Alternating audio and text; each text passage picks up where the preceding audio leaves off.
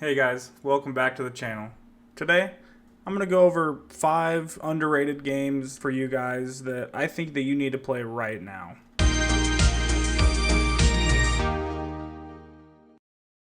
So, everyone knows games like Baldur's Gate 3 and Zelda, COD, all those big games, but these ones probably slipped under your radar, and I think that you should definitely be playing them. So, I'm going to put you on to my 5 underrated games that you need to play. Let's see how many of these games you've actually played. Let me know down below. If you haven't, make sure to add them to your list. But if you like the video, make sure to like, comment, and subscribe. And let me know what games you think are underrated. Starting off with number 5, I have a game that came out more recently. If you love bluffing, mind games, playing just with friends, lying to them, aggravating them, this is the game that you'll be wanting to play. It's a game about trying to get into your friend's head or whoever you're playing with's head, lying through your teeth to them, and pulling off some pretty sneaky plays in the classic Liar's Dice. There's multiple game modes. Our favorite for me and my buddies were Liar's Dice. I just think that that's just more entertaining. The cards are fun, but Liar's Dice for me is the best one. But the game itself, the atmosphere kind of has that late night dive bar vibe, shady people, shady characters, tense moments, and, that rush when you lie and no one calls it. And so the game moves on and chances are the next person's going to lie. And you got away with it. That's the best part. It's simple, but so addictive. The perfect game to play with friends if you really want to test who's the best liar. Moving on to number 4, I have the game called Pacific Drive. This one's a little bit newer also. It's one of the coolest survival horror twists I've seen in a while. And, it's the Pacific Northwest. West Coast, best coast. That's just simply how it is. And it always will be. But this game, imagine a haunted Pacific Northwest where reality glitches out and you're stuck in the middle. Just you and your station wagon that's beat up. That just living it, I can tell you right now, that's an amazing experience. Not the beat up wagon part, but just, the game. You scavenge for scrap, you dodge all these anomalies, you outrun storms, and you upgrade your car just to get it great. That is your fortress. So you're going to make sure that it is going to be top shape by the end of it. But the game, it's eerie, it's very atmospheric, beautiful soundtrack, and it makes you feel like you're alone on the road. It makes you feel like you are driving this road yourself. And if you want a road trip game with horror vibes, this is a must play. It's just great. Couldn't recommend it enough. For number 3, I got Days Gone. Now, this game might not necessarily be an underrated game anymore because I think that now it's pretty close to a perfect game, but at launch, this game was bad, and I understand the hate. It felt very unplayable, and because of that, it got a lot of hate at launch, and it deserves so much love now. You are the biker, the main character, Deacon St. John, that is surviving a post-apocalyptic Oregon that feels alive and dangerous. Now, you can go to Portland and get this same feeling, but this takes place in the woods of Oregon. And that's, in my opinion, one of the prettiest places that you can go in the world. Now, taking place in the Oregon forest of Bend, this game is very, very wooded, and the bike is your lifeline. Upgrading it, fueling it, and hitting the open road is what feels so great about this game. It feels good to do those things. It feels accomplishing. And the hordes are insane.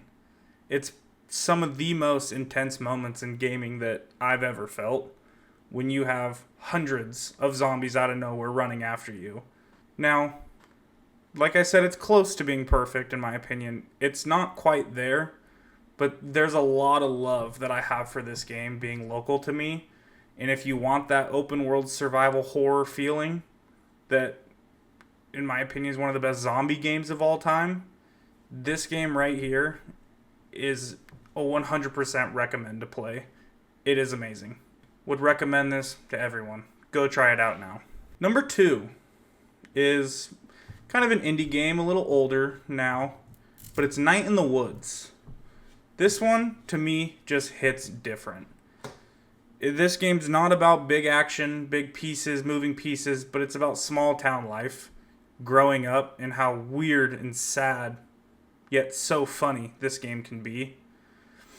You play as May, I think she's a cat, that is a college dropout, and comes home to Possum Springs and reconnects with old friends while uncovering a subtle, creepy mystery. And it takes a little bit to really understand what's going to happen in this game, because it takes a little bit to get there. And you're just in this very beautiful world with one of my favorite soundtracks ever, but this world is just so entertaining. There's so much to do, so much to see, and yeah, you're just living in it until all of a sudden you see something you shouldn't and realize something is deeper in this place. But the game is charming, it's awkward, it's full of moments that stick with you long after the game is over. So if you love story-driven games with great characters, moody vibes, then this game right here is probably one of the best games that I could recommend to you. This game is probably a top 5 all-time favorite for me. And moving on to number 1, which is very close to being my favorite game of all time, I'm going to have to say Dredge. Now, at first glance, this game is just kind of a cozy, cute little fishing game. But the longer you play it, the deeper you get into it, you start realizing that this game has a pretty dark twist to it. Now, it starts off with you crash your boat, and this mayor is helping you out, lends you a boat, and you pay off your debt. And that's all it is. You just start fishing. You fish, you sell your fish, you make money, and that's it. Until you realize there's a pretty creepy guy. And then you go on this guy's adventure and you realize, yeah, this is kind of a horror game now. But you then explore these new islands. They're a little creepy. Things that shouldn't exist, you start seeing, especially if you don't go to sleep. Sleep plays a big role in this, and if you go past that sleep cycle, you will start seeing some pretty scary things that come out of nowhere and start hurting you, potentially. But when the fog rolls in and your sanity slips, you realize that this game is a horror game, but still keeps a very beautiful look to it. It doesn't go full horror. It keeps its beautiful atmosphere. But it's a very chill game, very atmospheric, but it's also very addictive. And I spent many, many hours in this game. I beat it a couple times now. It's a perfect little horror game that it's not too scary, but it has a lot of good horror elements if you want to unwind while feeling a little uneasy. And I think that's why this game is just so perfect. I love horror. I love just beautiful games. I love beautiful soundtracks. This game hits it all, and this is closing in on my favorite game of all time.